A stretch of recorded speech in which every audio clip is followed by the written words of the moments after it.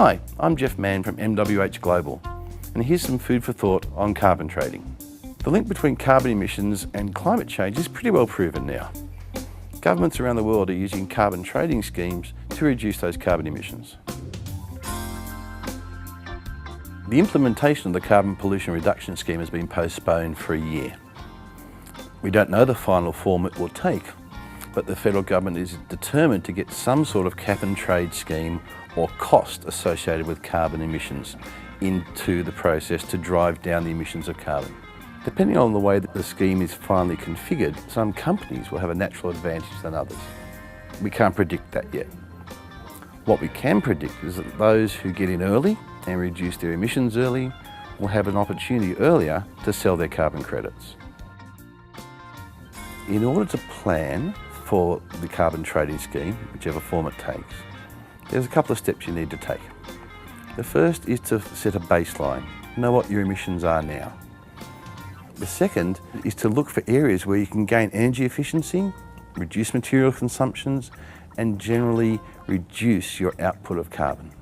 For example, can you transport differently? Some of the emissions due to transport will come onto your carbon credit. Are there more energy efficient processes you can use? Is there a new piece of equipment you can buy which uses less power? The question is asked, why now? Why should I consider this now rather than a year or 2 years' time? The recent postponement of the carbon pollution reduction scheme gives people an opportunity to get ahead of the curve. If your competitors aren't looking at this and you are, then when the scheme comes in, you'll be at an advantage financially and operationally. Whether preparing for the carbon pollution reduction scheme is a net cost or a net benefit to your bottom line is situation specific. We know where the savings can be made and we can help you investigate whether they can work for you. There's companion legislation to the carbon pollution reduction scheme called the National Greenhouse and Energy Reporting Scheme, which is a mandatory reporting scheme to tell the government how much greenhouse gas is being emitted or energy used. Now that's designed at the moment to capture the big facilities, large emitters or large energy consumers. But those processes can be used for smaller companies. It's an accepted method, gives an accepted result, and undertaking that exercise now, before it becomes mandatory, places you ahead of those who don't. It will happen. It's better to move sooner than later. Like anything else, the longer you leave it, the more it will cost and the more rushed it will be.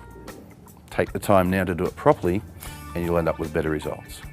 MWH isn't the only advisor in this area. There are lots of people giving advice.